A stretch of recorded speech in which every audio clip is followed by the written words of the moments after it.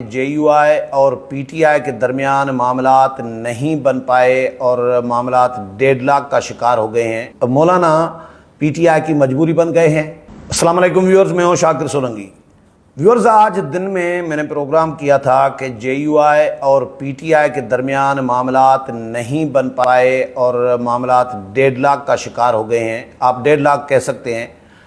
اس کی JUI کی طرف سے مولانا عبدالغفور حیدری نے تصدیق کر دی ہے۔ آج میں نے ٹی وی پروگرام کے لیے، اپنا جو ٹی وی پروگرام ہوتا ہے سندھ ٹی وی نیوز کا، اس کے لیے میں نے بات کی مولانا عبدالغفور حیدری سے، ان کو لائن پہ لیا تھا اور بڑی ڈیٹیل میں ان کے ساتھ کوئی 13 منٹ کی بات ہوئی۔ تو اس میں بہت بڑی خبر یہ ہے میرے لیے، جو مولانا عبدالغفور حیدری نے اس کی تصدیق کی ہے۔ میں نے پروگرام جو کیا تھا اس میں نے چیزیں تقریباً بتاتی تھیں، لیکن جو حیدری صاحب سے بات ہوئی ہے اس میں سے، اور پھر میں نے اس کے بعد ایک ہمارے PTI کور کرتے ہیں یاسر حسین، سنو نیوز میں ہوتے ہیں، بڑے لمبے عرصے سے PTI کے سارے جتنے بھی رہنما ہیں ان کے ساتھ وہ ڈائریکٹ رابطے میں ہوتے ہیں، ان کو بھی میں نے لائن پہ لیا تھا، تو انہوں نے بھی اس بات کی تصدیق کر دی ہے کہ مولانا PTI کی مجبوری بن گئے ہیں۔ اور کیوں بن گئے ہیں، حیدری صاحب پہ بھی میں آتا ہوں۔ پہلے یاسر کا بتاتا ہوں کہ یاسر نے کیا بتایا۔ یاسر نے بتایا کہ PTI کے لیے مولانا اس لیے مجبوری بنا ہوا ہے اس وقت کہ PTI میں کارکنان کو نکالنے والا کوئی بندہ نہیں ہے۔ خان صاحب تو جیل میں بیٹھے ہیں، تو خان صاحب ہوتے تو یہ لوگ جو کارکنان آتے ہیں PTI کے یوتھے بھائی نکلتے ہیں سڑکوں پر، 2-3 وجوہات ہیں اب نہ نکلنے کی۔ ایک تو خان صاحب خود نہیں ہے، وہ جیل میں ہے، اس وجہ سے کارکنان کو اب نکالنے والا کوئی نہیں ہے۔ دوسری وجہ یہ ہے کہ PTI کے اندر دھڑے بازی ہے، گروپنگ ہے، اور آپس میں گتم گتا ہے، بال نوچ رہے ہیں، ایک دوسرے کے گالم گلوچ کر رہے ہیں، تنقید کر رہے ہیں۔ تو یہ گروپنگ کی وجہ سے بھی کارکنان بدظن ہیں ان سے۔ اور تیسری وجہ یہ کہ کارکنان ڈرے ہوئے بھی ہیں PTI کے 9 مئی کے واقعات کے بعد۔ 9 مئی کے بعد جو رگڑا آیا ہے، خان صاحب پہلے لوگوں کو بھڑکاتے تھے، اکساتے تھے، نکلو جی حملے کرو، یہ کرو وہ کرو، تو یہ چیزیں جب خان صاحب خود کر رہے ہوتے تھے تو کارکنان نکلتے تھے۔ لوگوں کو تو تماشے میں مزہ آتا ہے، تو وہ تماش بین بھی آ جاتے تھے اور اس طرح کا سین بن جاتا تھا ایک خان صاحب کے لیے۔ تو اب جب سے 9 مئی کے واقعات کے بعد جو رگڑا آیا ہے PTI کو، تو اس وجہ سے بھی نکلنے کے لیے تیار نہیں ہے۔ تو ابھی اس وقت PTI میں کوئی ایسا لیڈر نہیں ہے جو خان صاحب کے علاوہ، خان صاحب تو اندر جیل میں ہے، جو کارکنوں کو نکال سکے۔ اور دوسری بات، PTI کا فنڈنگ بند ہو گئی ہے تقریباً۔ جو باہر سے فارن فنڈنگ ہوتی تھی، PTI کو مال ملتا تھا یورو میں، پاؤنڈز میں، ڈالرز میں، پتہ نہیں کون سی کرنسی میں ان کو پیسے آتے تھے باہر سے، کیونکہ یہ ایجنڈے پہ ہیں، عالمی ایجنڈے پہ ہیں، پاکستان کو نقصان پہنچانے کے ایجنڈے پہ ہیں، پاکستان کو توڑنے کے ایجنڈے پہ ہیں، پاکستان کو دیوالیہ بنانے کے ایجنڈے پہ ہیں۔ خان صاحب پاکستان کے کلچر کو آلودہ کرنے کے ایجنڈے پہ ہیں، تو اس وجہ سے ان کو مال ملتا تھا باہر سے۔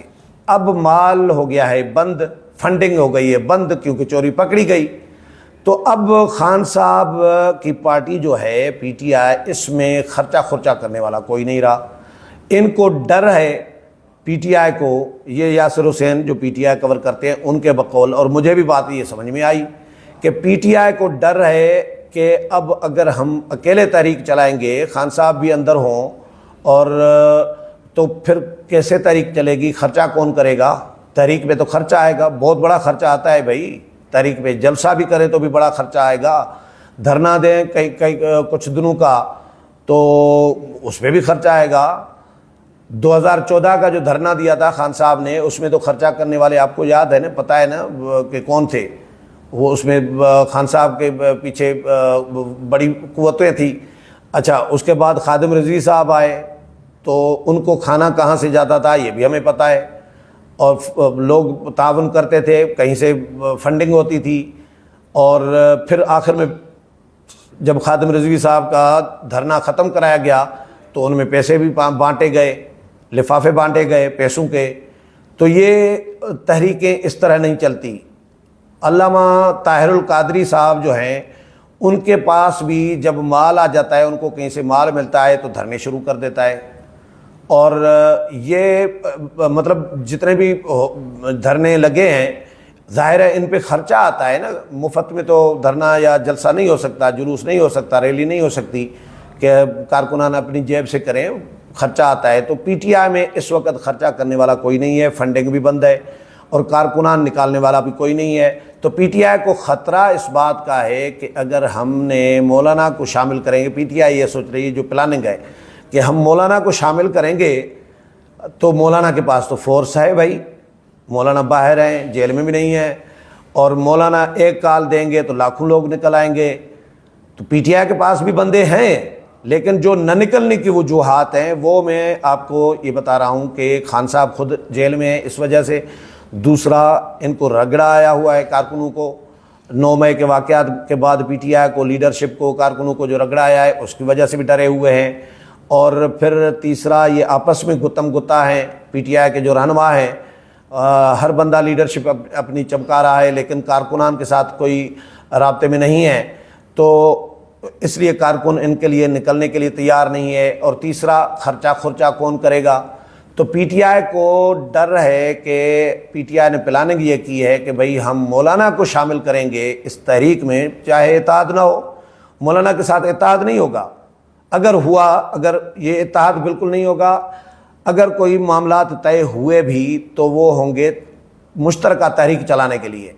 تو پی ٹی آئی کو ڈر ہے کہ اگر مولانا کو ہم شامل نہیں کریں گے تو پھر ہماری تحریک ہو جائے گی ناکام, کیونکہ کارکنان بھی نہیں نکلیں گے, خرچہ کرنے والا بھی کوئی نہیں ہے, تو پھر کیسے کامیاب ہو سکتی ہے تحریک. اس وجہ سے مولانا پی ٹی آئی کی مجبوری بن گئے ہیں.